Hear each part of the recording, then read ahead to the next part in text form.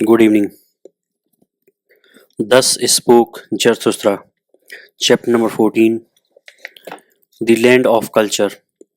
Too far did I fly into the future, a horror seized upon me, and when I looked around me, behold, there time was my sole contemporary. Then did I fly backwards, homewards, and always faster. Thus did I come to you, you present day men, and into the land of culture. For the first time brought I and I to see you, and good desire. Verily, with longing in my heart did I come. But how did it turn out with me? Although so alarmed, I had yet I had yet to laugh. Never did my eye see anything so motley colored. I laughed and laughed while my foot still trembled and my heart as well. Here is the home of all the point spots, said I, with 50 patches painted on faces and limbs. So sat you there to my astonishment, you present day man, and with 50 mirrors around you, which flattered your play of colors and repeated it.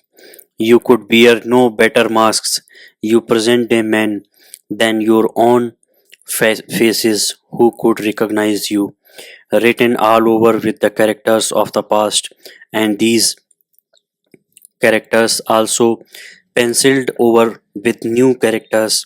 Thus have you concealed yourselves well from all deciphers, and though one be a trier of the reins who still believes that you have reins, out of colors you seem to be backed, and out of glued scraps all times and pupils gaze diverse colored out of your wills. All, all customs and beliefs speak diverse colors out of your gestures. He who would strip you of veils and wrappers and paints and gestures would just have enough left to scare the crows. I myself am the scared crow that once saw you naked and without paint, and I flew away when the skeleton og- ogled at me. Rather, rather would I be a day laborer in the underworld,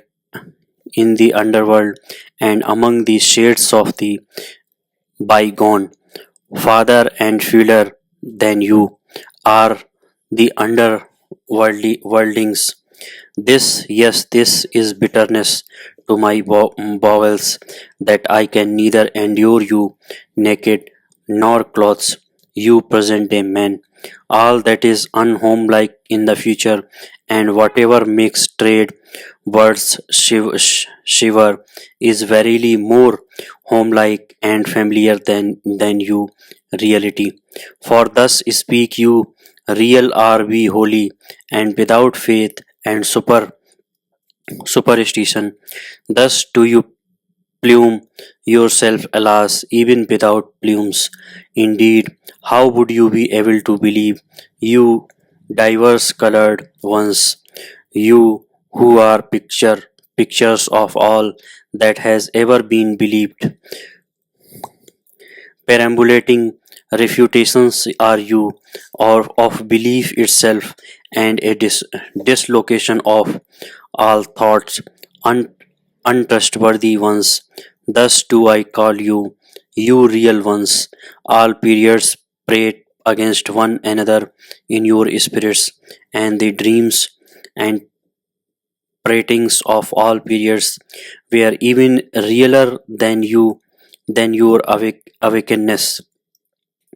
Unfruitful are you, therefore do you lack belief. But he who had to create had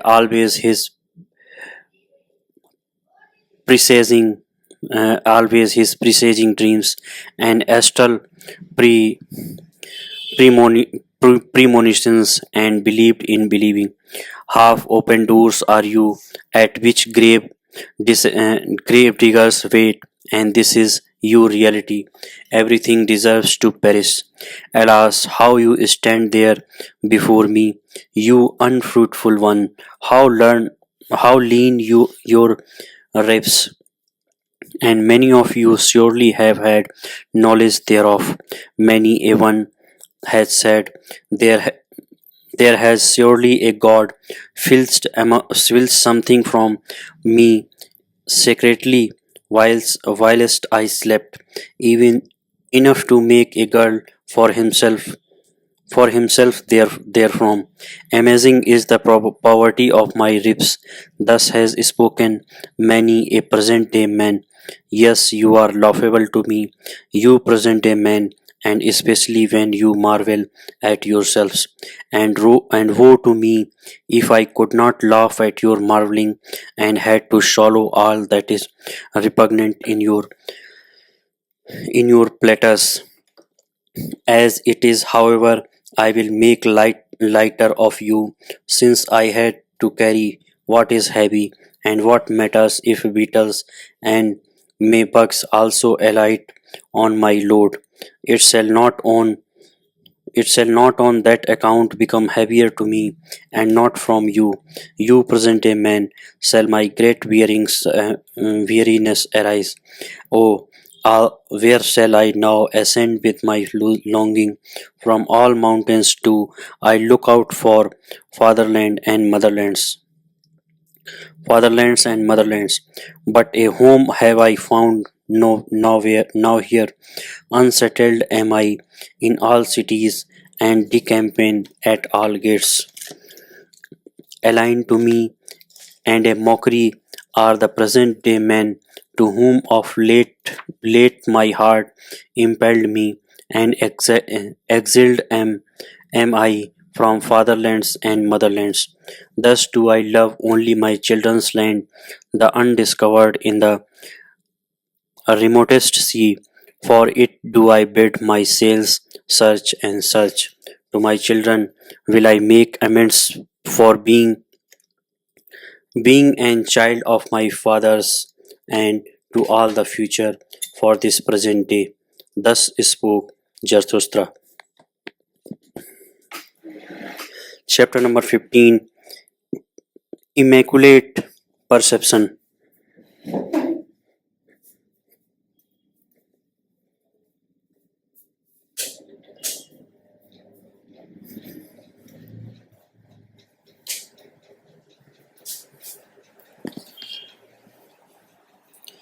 Immaculate Perception. When yester eve the moon arose, then did I fancy it about to bear a sun, so broad and teeming did it lie on the horizon, but it was a liar with its pregnancy, and sooner will I believe in the man in the moon than in the woman. To be sure, little of a man is he also, that timid night reveler with a bad conscience does he stalk over the roofs, for he is covetous and jealous, the monk in the moon, covetous of the earth and all the joys of lovers. No, I like him not, that tomcat on the roofs. Hateful to me are all that slink around half closed windows. Piously and silently does he stalk along on the star carpets, but I like no light trending human feet, on which not even a spur jingles. Every honest one's step speak. The cat, however, steals along over the ground. Behold, cat like does the moon come along, and dishonestly. This parable speak I to you, sentimental dissemblers, to you, the pure discerners. You do I call covetous one. Also you love the earth and the earthly. I have divined you well. What shame is in your love and a bad conscience. You are like the moon. To to despise the earthly has your spirit been persuaded, but not your bowels. These, however, are the strongest in you, and now in your spirit, ashamed to be at the service of your bowels, and goes in by ways and laying ways to escape its own shame. That would be the highest thing for me.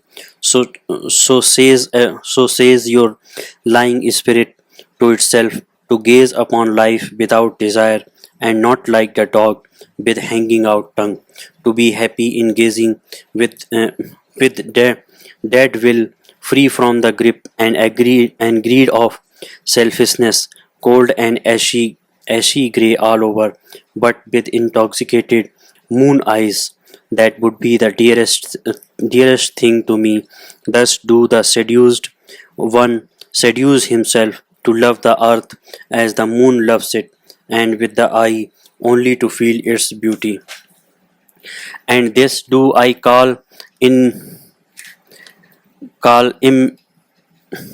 immaculate perception of all things, to want nothing else from them, but to be allowed to lie before them as a mirror with the hundred facets. Oh, you sentimental dissemblers, you covetous ones, you lack innocence in your desire, and now do you defame desiring on that account, not not as creators, as procreators, or just jubilators do you love the earth. Where is innocence? Where there is will to procreation, and he who seeks to create beyond himself has for me the purest will. Where is beauty? Where I must will with my whole will, where I will love and perish, that an image may not remain merely an image. Loving and perishing, these have rhymed from eternity. Will to love, that is to be ready also for death. Thus do I speak to you, coward. But now does your emasculated ogling profess to be contemplation, and that which can be examined with cowardly eyes is to be cherished and beautiful. O you violators of noble names, but it shall be your curse. You immaculate ones, you pure discerners, that you shall never bring forth, even though you lie broad and teeming on the horizon. You fill your mouth with noble words, and who are to believe that your heart overflows, you cozeners? But my words are poor, con- contemptible, stammering words. Gladly do I pick up what falls from the table at your repast. Yet still can I say therewith the truth to dissemblers. Yes, my fish bones, shell and prickly leaves shall tickle the noses of dissemblers. Bad air is always about you and your repast, your lascivious thoughts, your lies and secrets are indeed in the air. Dare only to believe in yourself and in your inward parts. He who does not believe in himself always lies. A god's mask have you hung in front of you, you pure ones. Into a god's mask has your execrable coiling snake crawled. Verily you decide, verily you deceive, you contemplative ones. Even Zarathustra was once the dupe of your godlike exterior. He did not divine the serpent's coil with which it was stuffed. A god's soul I once thought I saw playing in your games. You pure discerners, no better arts did I once dream of than your arts. Serpents' filth and evil order, the distance concealed from me, and that a lizard's craft prowled, prowled the, thereabouts lasciviously, lasciviously,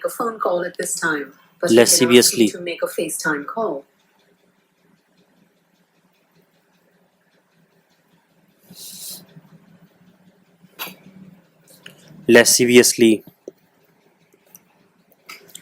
But I came near to you, then came to me the day, and now comes it to you. At an end is the moon's love affair. See there, surprised and pale does it stand before the rosy dawn. For already for already she comes, the glowing one, her love to the earth comes, innocence and creative desire is all solar love.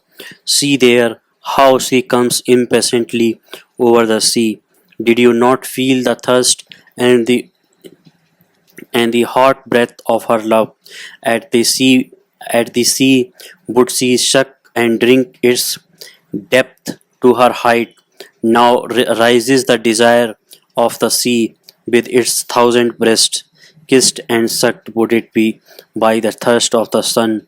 Vapor would it become, and height and path of light and light itself. Like the sun do I love life and all the deep seas, and this means to me knowledge. All that is deep shall ascend to my heights. Thus spoke Zarathustra. Scholars, when I lay asleep, chapter number 16. Scholars, when I lay asleep, then did a sheep eat at the ivy breath on my head. It it ate and said thereby, Zarathustra is no longer a scholar. I said this and went away clumsily and proudly. A child told it to me. I like to lie here where the children play, beside the ruined wall, among thistles and red poppies. A scholar am I still to the children, and also to the thus thistles and red poppies. Innocent are they, even in their wickedness. What to the sheep I am no longer a scholar. No wills my lot blessings upon it. For this is the truth. I have departed from the house of the scholars, and the door have I also slammed behind me. Too long did my soul sit hungry at their table. Not like them have I got the knack of investigating, as the knack of nut cracking. Freedom do I love, and the air over fresh soil. Rather would I sleep on ox skins than on their honors and dignities. I am too hot not and is scorched with my own thought. Often it is ready. Often it is ready.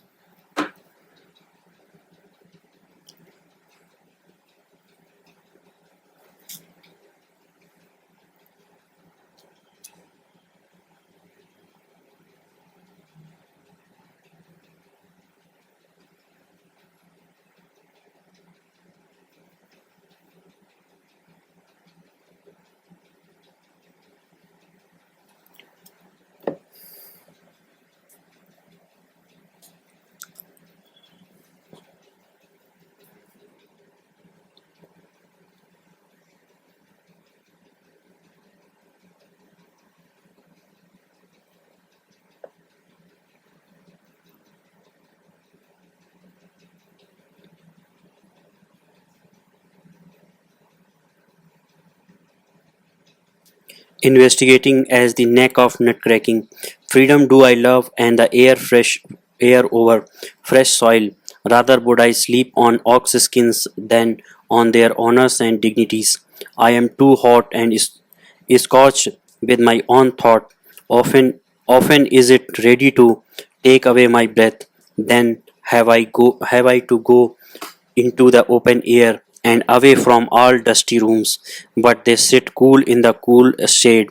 They want in everything to be merely spectators, and they avoid sitting where the sun burns on on the steps, like those who stand in in the street and gape at the pa- passerby. Thus do they also wait and gape at the thoughts which others have thought. Should one lay hold of them, then do they raise a dust like flour sacks, flour sacks, and involuntarily.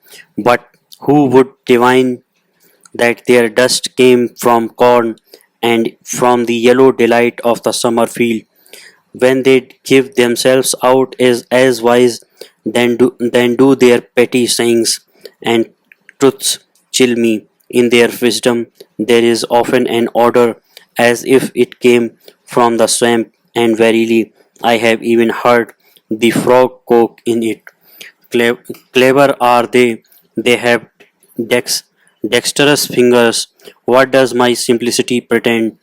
To pretend to beside their multiplicity, all threading and knitting and weaving, do their fingers understand? Thus do they make the hose of the spirit. Good clockworks are they. Only be careful to bind them up properly. Then do they indicate the hour without mistake and make a modest noise thereby. Like milestones do they work, and like pestles throw only seed corns to them. They know well how to grind corn small and make white dust out of it. They keep a sharp eye on one another and do not trust each other the best. Ingenious in little artifices, they wait for those whose knowledge walks on lame feet. Like spiders do they wait. I saw them always prepare their position with precaution, and always did they put glass gloves on their fingers in doing so. They also know how to play with false discs, and so eagerly did I find them playing that they perspired thereby. We are aligned to each other, and their virtues are even more repugnant to my taste than their falsehood and falseness. And when I lived with them, then did I live above them. Therefore did they take a dislike to me. They want to hear nothing of anyone walking above their heads, and so they put wood and earth and rubbish between me and their heads. Thus did they deafen the sound of my tread, and least have I hitherto been heard by the most learned. All mankind's faults and weaknesses did they put between themselves and me. They call it false ceiling in their houses, but nevertheless I walk with my thoughts above their heads, and even should I walk on my own uh, errors, still would I be above them and their heads, for men are not equal. So speak justice, and what I will they may not will. Thus spoke Zarathustra. Poets, chapter number 17. Poets. Since I have known the body better, said Zarathustra to one of his disciples, the spirit has only been to me symbolically spirit, and all the imperishable that is also but a parable. So have I heard you say once before, answered the disciple, and then you added, but the poets lie too much. Why did you say that the poets lie too much? Why? Said Zarathustra. You ask why I do not belong to those who may be asked if asked after their why. Is my experience but of yesterday? It is long ago that I experienced the reasons for my opinions. Should I not have to be a, a cask of memory?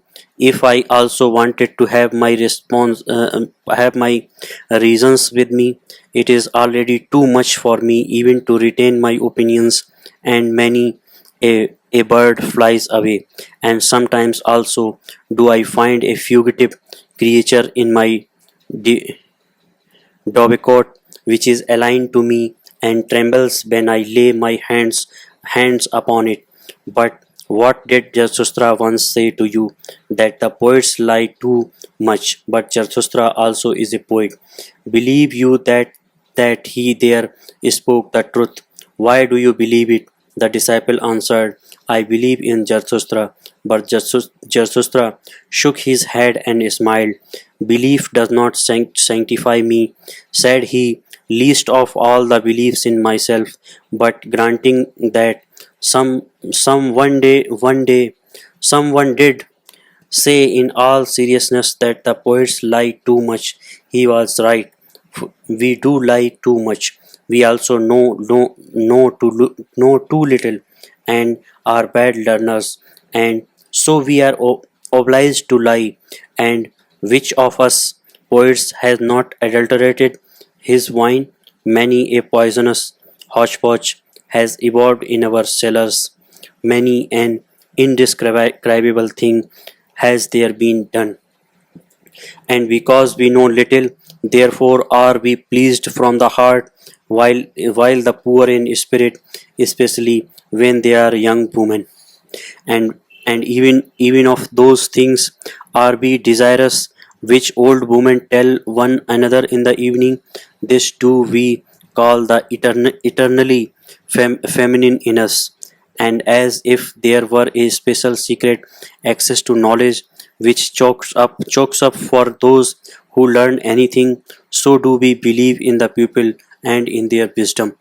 This however do all poets believe, that whoever pricks up his ears when lying in the grass or on lonely slopes learns something of the things that are between heaven and earth, and if there come to them tender emotions, then do the poets always think that nature himself is herself is in love with them, and and that she do steals to their ear to whisper secrets into it, and amorous flatteries of this do they plume and pride themselves before our mortals.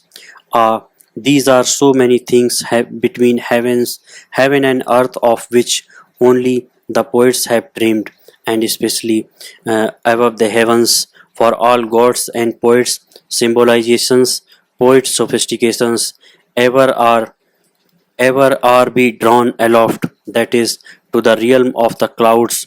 On these two we set our gaudy puppets, and then call them gods and supermen. Are are not they light enough for those chairs? All these gods and supermen.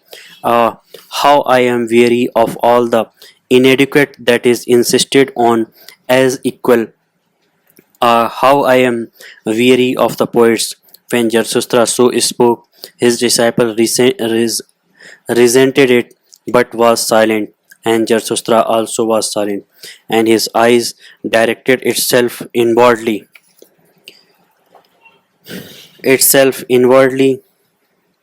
as if it gazed into the far distance. As last he signed and drew breath, I am of today and there and heretofore, said the man, said he then, but something is in me that is of the morrow, that is of the morrow, and the day following, and the hereafter. I became weary of the poets, of the old and of the new. Superficial are they all to me, and shallow seas. They did not think sufficiently into the depth, therefore their feeling did not reach to the bottom. Some sensation of volu- voluptuousness and some sensation of tedium. These have as yet been their best contemplation, ghost breathing and ghost whisking seemed to me all the jingle jingle jangling of their harps. What have they known hitherto of the fervor of tongues? They are also not pure enough for me. They all muddle their water that it may seem deep, and rather would they thereby prove themselves reconcilers, but mediaries and mixers are they to me, and half and impure. Ah, I cast indeed my net into their sea, and meant to catch good fish, but always did I draw up the head of some ancient god.